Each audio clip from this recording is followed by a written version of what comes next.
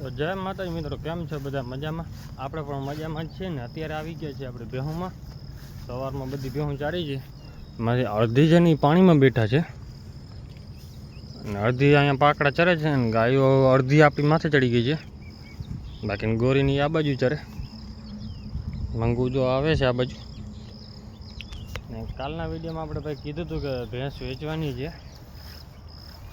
તો આપણી ભેંસ વેચવાની છે ને, તો એ છે ભેંસ આ આપણી નાની કારી. જો કે સેલ કરવાનું કહે ઘરે ભાઈ. હવે થઈ ગઈ વધારે ભેહું. શું છે કે બધા ભેગા વીણી ગયા છે ને, એટલે પછી પોચાણ થતું નથી દોવામાં. તો આપણે હજુ બધી ભેહું બીજી બેઠી છે ને. અત્યારે આપણે ટોટલ આપણે 10 વિયાણા છે ભેંસ.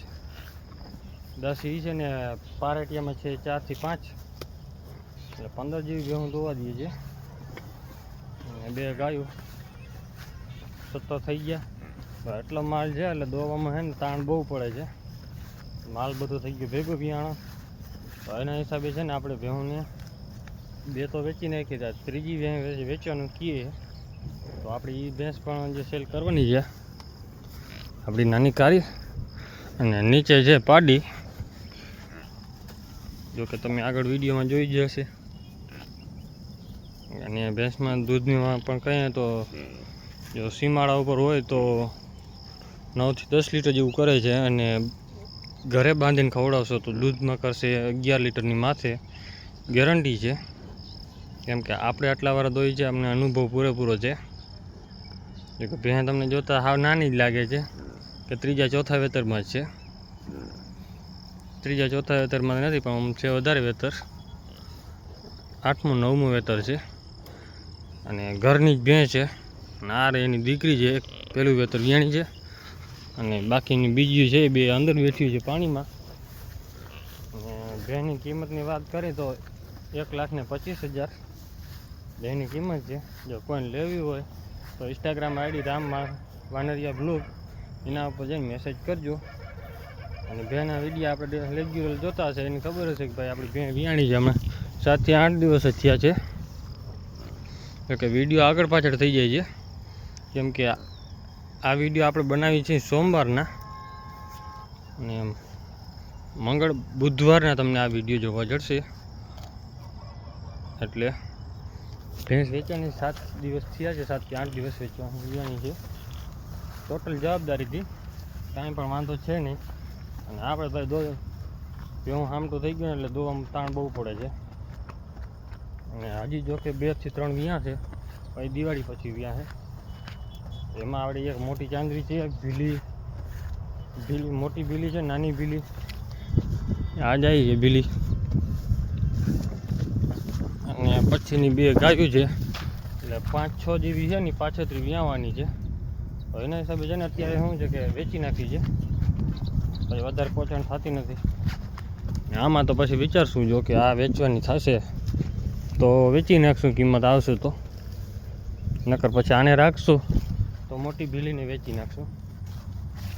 તો એના હિસાબે છે ને આપણે વેચવાની છે. કેમ કે આપણે પછી પોચાણ ન થાય ને એના હિસાબે વેચવી પડે. આ વખતે શું છે કે માલ 3 મહિનાની અંદર 12 ભેહું વિયાણી હતી. 12માંથી આપણે છે ને 2 સેલ કરી દીધી છે. અને બાકીની બીજી રહી એ રાખ્યું છે. ને પાછો વાંધો શું છે કે સીમાડામાં ડૂચો નથી રહ્યો હવે ક્યાં.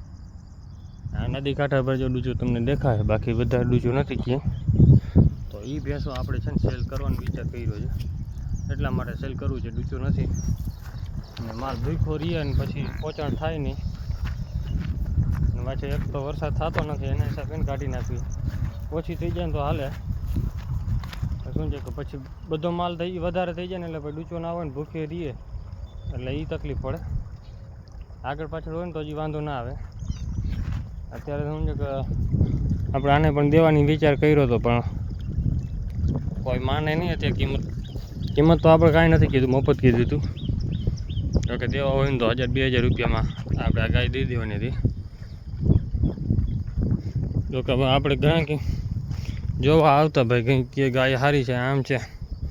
આ જોયું ને કે ભાઈ દૂધ નથી અત્યારે, તો અમે શું કરી રોગી લઈ. 1.5 થી 2 લીટર દૂધ કરે છે અત્યારે. ને ગાભણ લગભગ છે 90% તો પાકી ખબર નથી એટલે કે ગાભણ છે 3 મહિના થવા આવશે. 26 તારીખ આવશે એટલે 3 મહિના કમ્પ્લીટ થઈ જશે. તો એ પ્રમાણે છે અત્યારે 2.5 મહિના જેવું થઈ ગયું છે. તો એના હિસાબે આપણે એને વેચી નાખવી હતી, કેમ કે આપણી જમના ફરી ગઈ છે. રાધા ગાભણ છે, જમના ગાભણ છે અને મંગુ પણ ગાભણ છે, એટલે 3 ગાયો તો વળી થઈ જાય. તો પછી વધારે ગાયો વધારવી નથી. આ એકાદી વેચાઈ જાય તો બીજી તૈયાર થઈ જાય. તો પછી કૃષ્ણા છે ને રતન છે, એ બે પણ તૈયાર થવા માટે છે.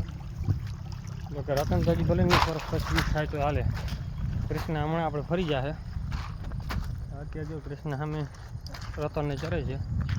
આપણે એ બાજુ જવું છે, પણ હવે ફરવા જવું પડે ઉવા છેઠ, કેમ કે આ બધું પાણી ભરાઈ ગયું છે.